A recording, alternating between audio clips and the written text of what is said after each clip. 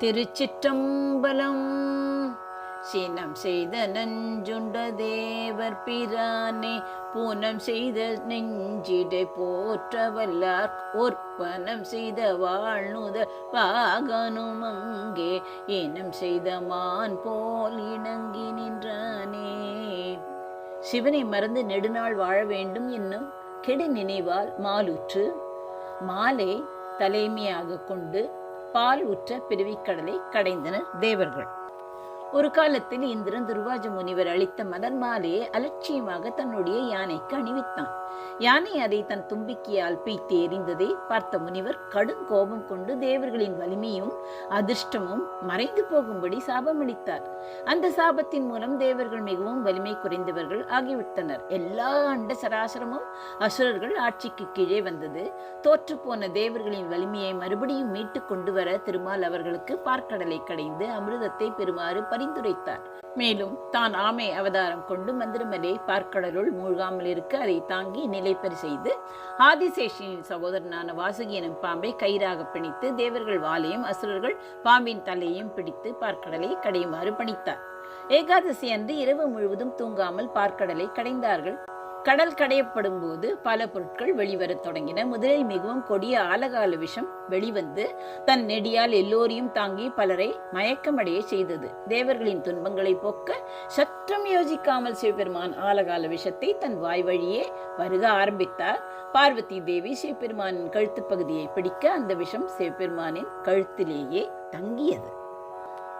இப்படியாக தேவர்களும் திருமாலும் ஓட்டம் எடுத்த போது சிவன் பால் வந்து ஓலிட்டனர். சிவனும் பிழை பொறுக்கும் பெரியோன் ஆதலின் பிழை பொறுத்து அந்த நஞ்சினை உண்டு கண்டத்து அடக்கினன். தேவர்களுக்கு அமிழ்து கொடுத்து காத்தனன்.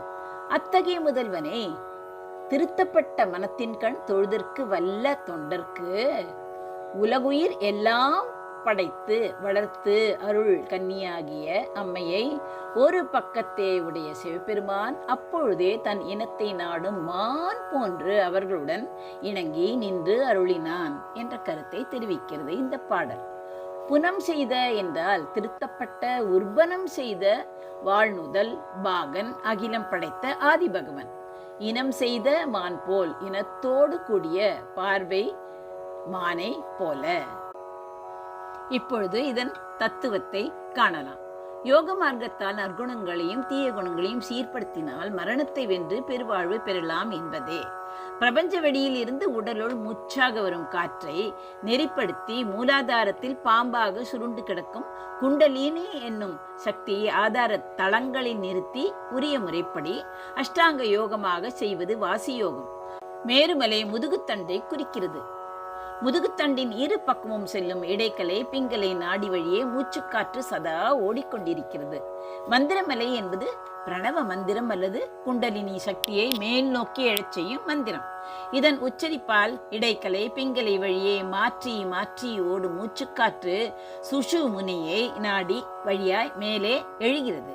குண்டலினி சுவாதிஷ்டானத்தை கடக்கும் போது காம இச்சைகள் விஷமாக வெளிவந்து நற்குணங்களான தேவர்களுக்கு ஊறு விளைவிக்கின்றன. அவர்கள் ஆக்ஞா சக்கரத்தில் இருக்கும் சிவத்திடம் முறையிட்டு அவர் அருளை பெறுகிறார்கள். மந்திரமலையை தாங்கி பிடிக்கும் மணிப்பூரக சக்கரத்தில் இருக்கும் திருமால் ஆமை போல் லோகமாயையை அடக்கி அந்த மந்திரத்துள் மனதை நிலை நிறுத்துகிறார்.